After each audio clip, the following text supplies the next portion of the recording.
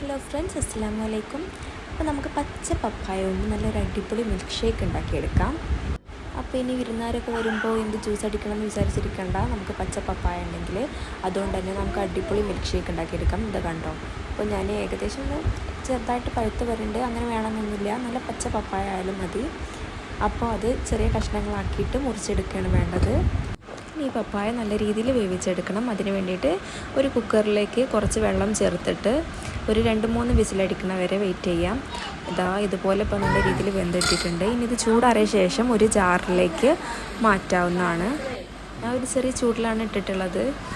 അപ്പോൾ നിങ്ങൾ നല്ല ചൂടാറിയ ശേഷം മാത്രം ജാറിലിട്ട് കൊടുത്താൽ മതി.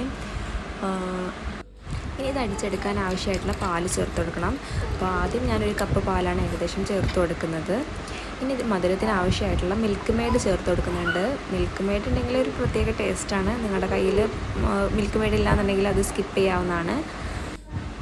അപ്പോൾ ഞാനിതിലേക്ക് ഒരു 1/4 കപ്പ് മിൽക്ക് മെയ്ഡ് ചേർത്ത് കൊടുക്കുന്നുണ്ട്. അതൊക്കെ നിങ്ങളുടെ ഇഷ്ടത്തിനനുസരിച്ചിട്ട് അങ്ങോട്ടും ഇങ്ങോട്ടൊക്കെ അളവ് മാറ്റാവുന്നതാണ്.